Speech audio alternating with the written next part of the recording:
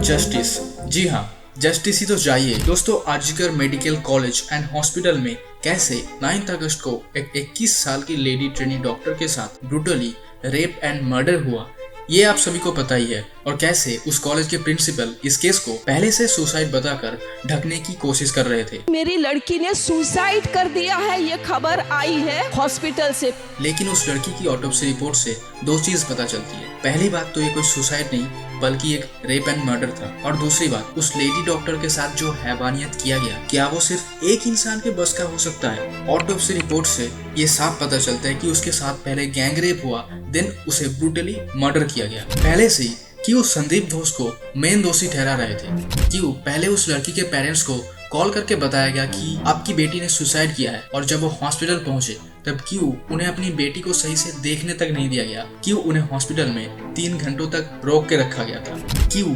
शमशान घाट में already 2 dead body पहले से होने के बाद भी सबसे पहले उस लड़की को ही जलाया गया था?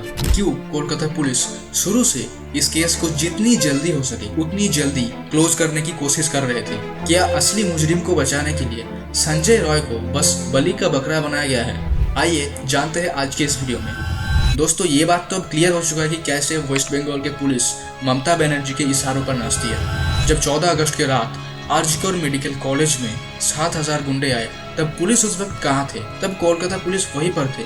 फिर भी क्यों उन गुंडों को फुल छूट दिया गया था? हजारों के संख्या में ये मॉब आया है। मेन टारगेट है जो भी एविडेंस है उसको टेम्पर किया जाए। जो लोकल पुलिस है ये कुछ भी कंट्रोल नहीं कर पाया है, हम लोग पे अटैक किया गया है। उनमें से कुछ गुंडे तो ये भी कह रहे थे कि चलो सेमिनार हॉल चलते हैं, वहाँ पर भी सारे सबूतों को नष्ट करना है। तोड़फोड़ करने का निर्देश देते हुए सुना गया। दोस्तों, आर्जिकर हॉस्पिटल में ये ब्रूटल मर्डर होने के कुछ ही दिन बाद उस हॉस्पिटल के सेमिनार हॉल के पास एक बाथरूम के दीवारों को तोड़ने का काम शुरू कर दिया गया था। दोस्तों, उस हॉल में ऐसा घटना होने के बाद किसने उन वर्कर्स को वहां पर तोड़फोड़ करने की इजाजत दी थी?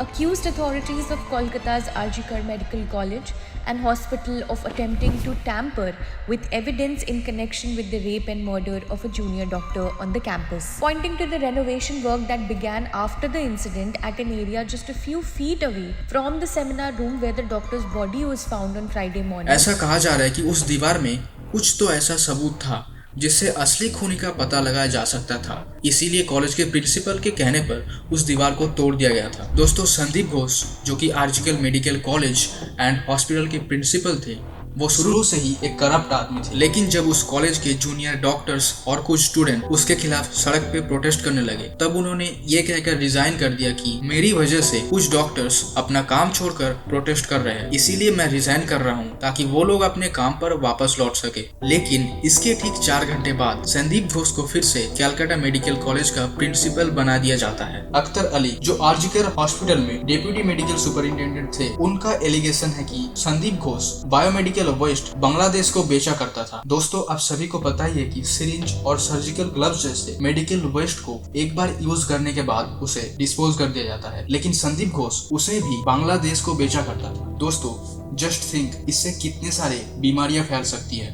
बायोमेडिकल वेस्ट का मैंने जब इंक्वायरी किया तो मेरे रोंगटे खड़े हो गए कि कोई इंसान डॉक्टर इतना गिर सकता है कि एक बायोमेडिकल इन्फेक्टेड मटेरियल जो बाहर जा रहा है, अगर वो सिरिंज कोई और लेता है तो उसको HIV होगा, हेपेटाइटिस होगा, इसका जिम्मेदार कौन लेगा? इसका पूरा जिम्मेदारी किसका होगा? इसके अलावा ड्रग रैकेट्स जैसे ऐसे कई घिनौने काम संदीप घोष ने किया है जो शायद मैं आपको बता भी नहीं सकता। आर्जिकर में ये जो केस हुआ है ये कोई नई बात नहीं है। इससे पहले भी जो डॉक्टर्स और स्टूडेंट संदीप घोष का काला चिट्ठा खोलने की कोशिश किया है, संदीप घोष ने या तो उसे फेल कर दिया या फिर उसे जान से ही मार दिया और सुसाइड बताकर उस केस को ही क्लोज कर दिया। उस लेडी डॉक्टर को भी RG Kar medical college and hospital के बारे में शायद कुछ ऐसा सच पता चल गया था जो कि उसे नहीं पता होना चाहिए था, और शायद वो ये सब सच एक्सपोज करने वाली थी, इसीलिए उसे इतनी दर्दनाक मौत भुगतनी पड़ी। और दोस्तों, संजय रॉय जिसे कोलकाता पुलिस शुरू से असली मुजरिम बता रहा है, उसे कैसे पता चला उस दिन वो लेडी डॉक्टर अपना ड्यूटी खत्म करके सेमिनार हॉल में अकेले सोने के लिए जाएगी?